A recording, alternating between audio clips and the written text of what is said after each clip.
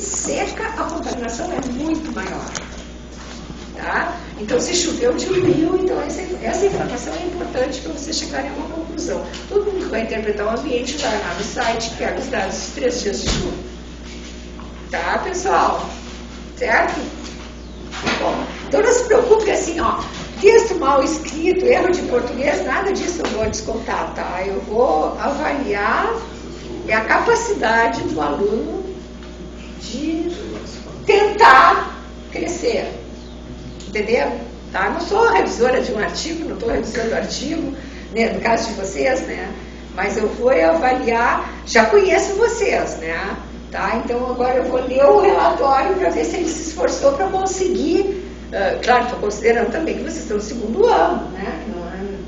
Não entraram na faculdade. Então, para ver a capacidade dele se esforçar para evoluir num texto, tá? Então, não se preocupe com erro de português, eu não corrijo, mas não desconto, e nem com textos assim que não estão perfeitamente escritos, que eu corrijo, mas não desconto. Eu quero ver o contexto geral. Bom, então aqui nós temos o Saco do Justino no dia 17, com uma temperatura totalmente típica da época. Isso sim é típico da época, 12 graus, tá? Até 15 graus, até consideraria que se fosse mais ou menos uma temperatura esperada. Tá? Agora, quem pegou 17 já está com o aquecimento da água. Então tem que ver se foi o que aqueceu a água. Foi insolação, tinha sol, estava abafado, não tinha vento, a água aquece mais. Então tem que ver alguma coisa que justifique por que no inverno a água estava com 17 graus de temperatura. Tá? Porque o normal é 12, 13 por aí. Então é uma explicação simples, só que vocês vão ter que buscar informação, se é que não anotaram, né? Tá? Se tinha sol, se não tinha sol, se tinha vento, se não tinha vento, se tinha vento, esfria a água, se a água está parada, aquece mais, tá? Se é mais rasa, quanto mais rasa, mais aquece. Bom, a salinidade, tá? Então, nós temos aqui, eu estou achando muito estranho a salinidade da Lagoa Verde, quem é? A gente. Por que estava 2,9? Estava entrando água do Saco da Mangueira? No dia que a gente foi, tava, tipo, a água estava vindo na direção do... Nossa, é uma coisa que precisa ser documentada isso, tá? A salinização da Lagoa Verde, porque isso já é água mixolina dentro da Lagoa Verde. Então, tu vai ter que notificar isso, porque no momento que está entrando água, da onde está vindo essa água? Do Saco da Mangueira. Então, isso pode contribuir grosseiramente para levar compostos químicos para dentro da Lagoa Verde, que é uma APA. Então, o Saco da Mangueira não pode ser poluído por causa que ele está do lado de uma APA, e em período de entrada de água ele vai carregar contaminantes. É uma das justificativas de preservar o Saco da Mangueira. Tá? Comentou isso no dia que a água podia dar entrada doce. Tá, então eu fiz milhares de saídas, não me lembro. Não, Né? sim, sabe. Quem não estava lá e que tinha que estava lá. Mas vocês têm que me falar, vocês que vão me falar, mas isso é importante dizer. Nossa, é muito importante, que é uma situação que compromete a Lagoa Verde em função da qualidade da água do Saco da Mangueira. Tá? E não é pouca, é 2,9, é uma boa influência de água estuarina. Tá? Isso pode se refletir, Felipe e Lucas, com vocês? Pode se refletir nos outros parâmetros. Pode explicar os outros parâmetros, porque a Lagoa Verde não tem efluente, teoricamente. Tá? Bom, aí tem a Bunge, 0,03 é água doce, ou seja, pegaram o efluente mesmo, né? E foi dentro da valeta? Foi. Dentro da valeta? Tá. Depois daquela água da Corsã, que chega até lá, que é usada pela Bunge e que sai para um córrego alimentado por água subterrânea. Então é água doce. Como a água da Corsã? Não era para ser, era para ser de água da chuva, não era? O efluente da Bunge é a água da Corsã que eles usam. Eles usam para quê? Para as caldeiras. Ah, é aquela. Ah, entendi. Entendeu? Aí eles largam no córrego que é alimentado por água da chuva e água subterrânea. Então é tudo água doce. Não tem por que ser. Ali era para ser só água da chuva. Sem nenhuma concentração de nada. Porque a da Corsã é tratada e a água da chuva, teoricamente, é limpa. E a água subterrânea, teoricamente, só tem ferro. Então não tem que ter poluentes, tá? Mas essa salinidade é típica de água doce. Da água subterrânea, da água da chuva e da água da Corsã que sai no efluente, tá? É o que se espera. Não teve influência, é isso que eu quero dizer, não teve influência da água do saco que tem entrado. Não foi de tá? Aqui outro, destaque da Rio de Janeiro, 4,6, quem pegou?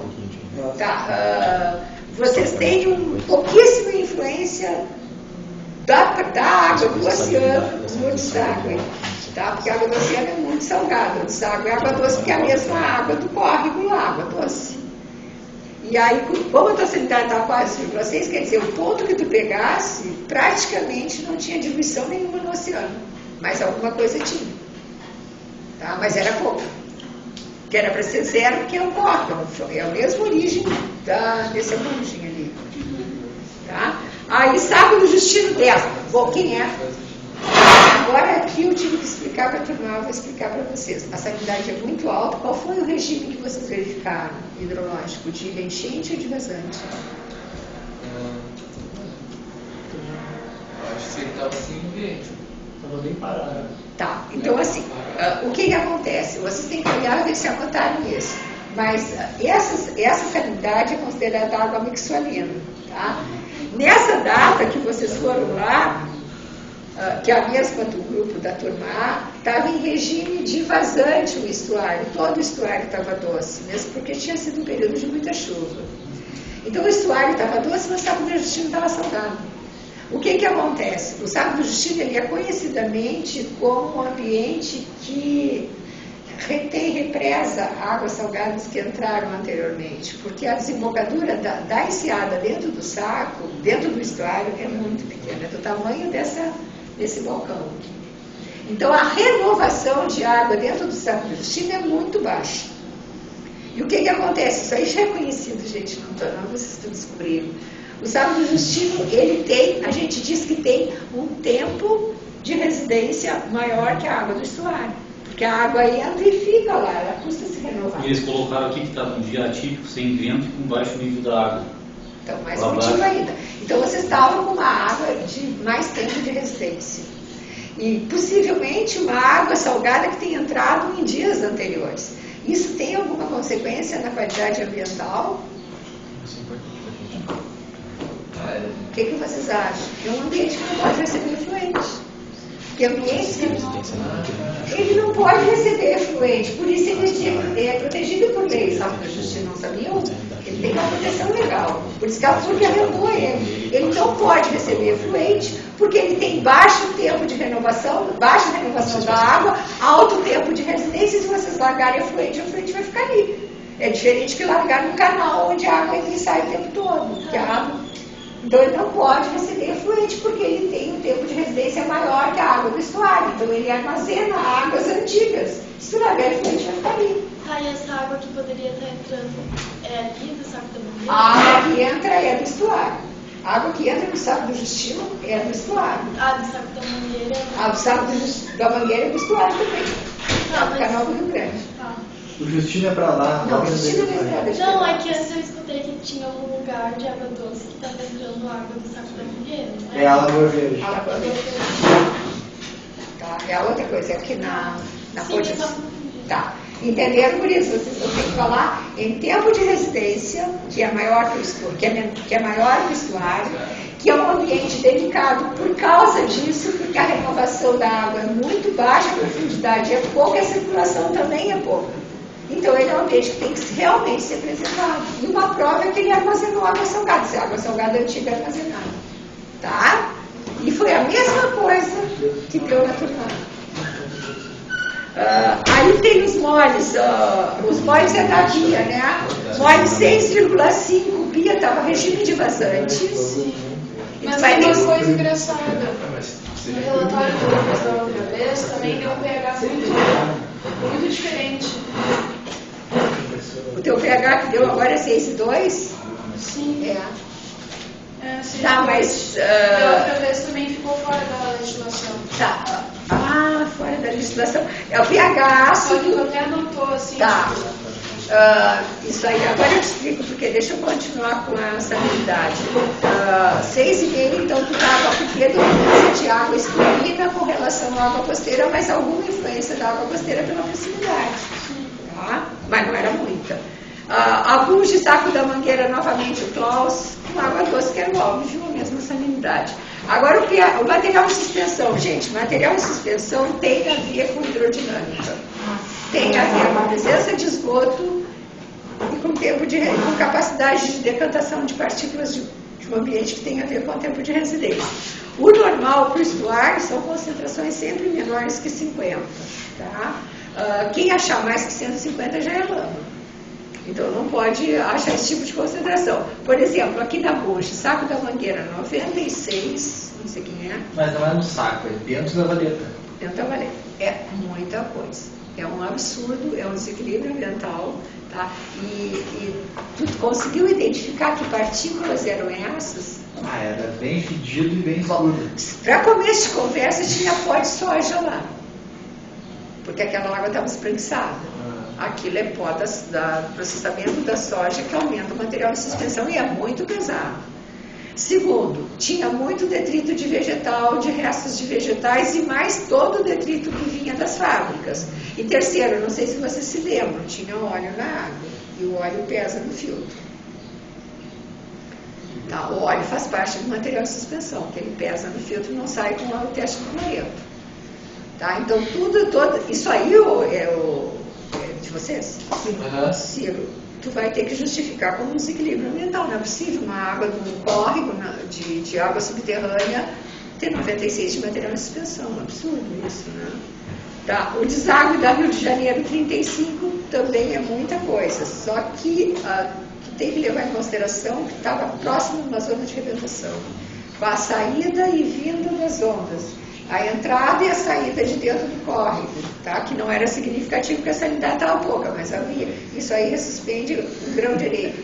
Os grãozinhos de areia pesam muito no filtro. A areia, mesmo que pouca, ela faz aumentar muito o material de suspensão. Então, isso é a influência da hidrodinâmica da arrebentação que estava ali próximo. Tá? Fora todos os detritos de esgoto que vinha no córrego. Tá? Tu comentou em hidrodinâmica, seria porque a hidrodinâmica não ia deixar o material decantar, é isso? Quanto maior a hidrodinâmica, mais tu tem capacidade de transporte de qualquer partícula e mais ela fica em suspensão, maior é o material de suspensão. Quanto menor a hidrodinâmica, menor capacidade de transporte, mais decantação. Deve ter visto isso em física. Sim, essa pergunta. Tá? Então tu fala em capacidade de transporte causado pelo aumento da hidrodinâmica. Tá? E a perda da capacidade de transporte que implica na decantação e na diminuição do material de suspensão.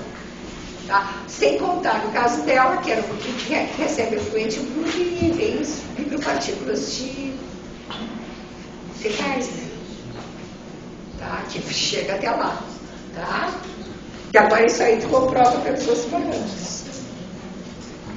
Bom, nos molhos, o material de suspensão dos molhos muito baixo, Bia. Acho que é pela profundidade ali. Tá, tinha onda? Não. A água estava parada, então tinha baixa capacidade de transporte, baixa profundidade. A água salgada já tem pouco material de suspensão.